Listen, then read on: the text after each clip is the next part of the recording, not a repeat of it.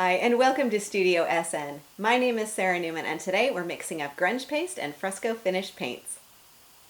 Grunge paste and fresco finish paint is a fabulous combination, especially when using stencils. And you can see this area here on the front of my card, that beautiful stencil pattern design on here. Well, that lovely lavender is actually eggplant fresco finish paint that has been mixed with grunge paste. So I get a little bit of texture as well coming through that stencil. It's a really easy process to do. So let's take a look. We're going to get started actually with this pink background here that you see on my card, and that is another color of fresco finish paint that has been brayered onto cardstock. So I'm working with a piece of plain white matte cardstock, and this pretty pink is the sherbet paint.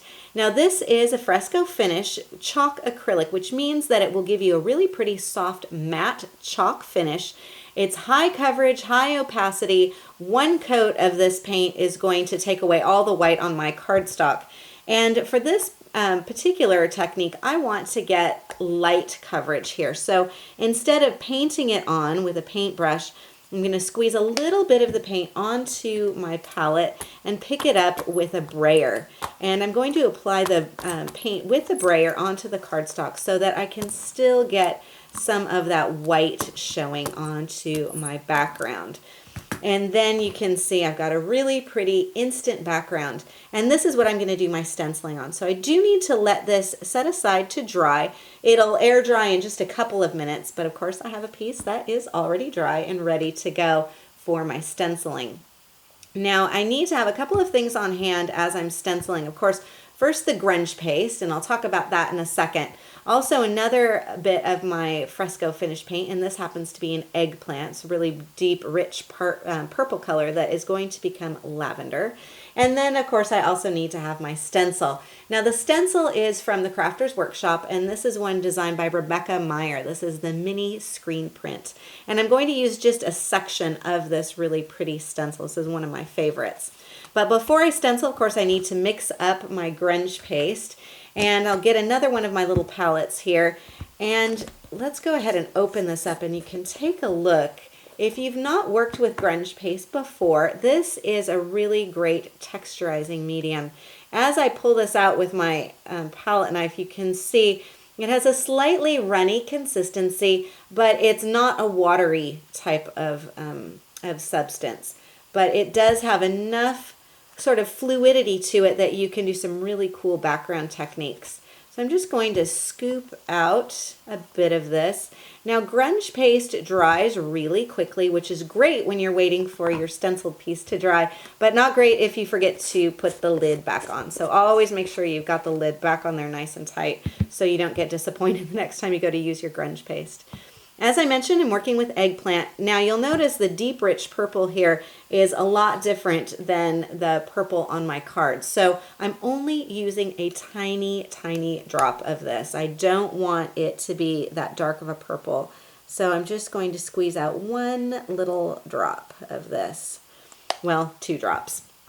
Okay, so then I'm just going to use my palette knife to kind of fold this in to the grunge paste until it's completely mixed together. So that fresco finish paint, as I mentioned, high opacity, high coverage. That means that you can start with just a little bit of it with your grunge paste and then add more. If you think, well, this is a little bit too pale for what I want, you can always add more, and that way you don't let any go to waste, and you can still get your custom color, whatever you'd like it to be.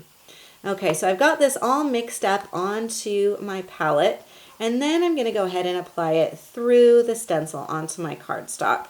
Now you can tape down the stencil if you want to. I generally tend to, with this, just tend to hold on to it quite firmly, especially since this one has lots of open areas that I can hold on to with my fingers. So I'm just going to pick up a bit of this mixed up grunge paste, holding it down, and simply apply it through the stencil. And I'm not glopping it on, but I am putting quite a lot of it through here. As you put it through, it does sort of hold the stencil down a bit as well. And then just simply spread this on as you go with sort of a cake frosting movement. Okay, I'm going to lift this up and pick up a bit more so I can come over to this pretty dragonfly and get the substance all through here. Okay, and then you'll just cover as much of the area as you want to.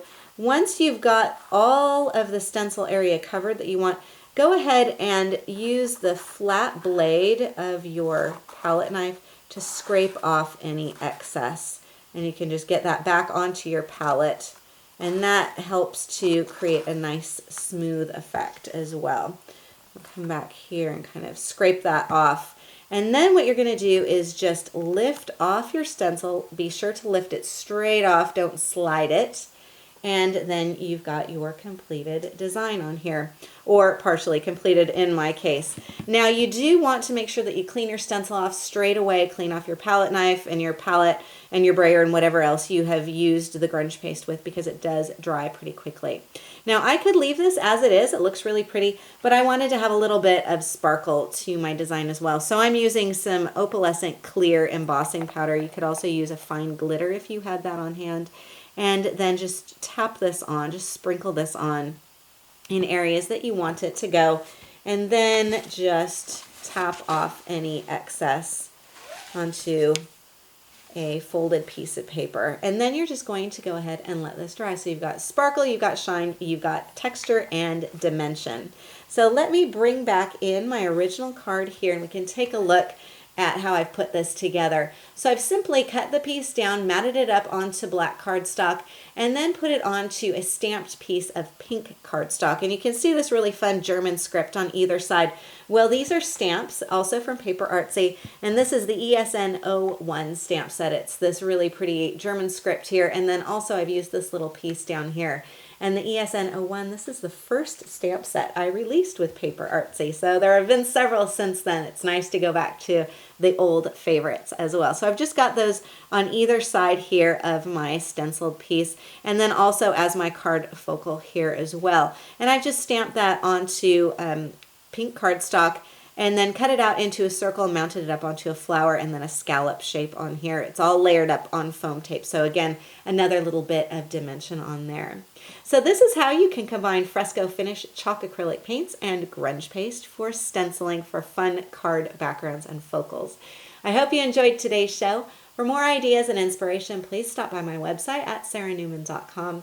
If you enjoyed today's video, I invite you to subscribe to Studio SN on YouTube, and I'll keep you updated with a new video every Wednesday. Thank you so much for joining me on Studio SN, and I'll see you again next time.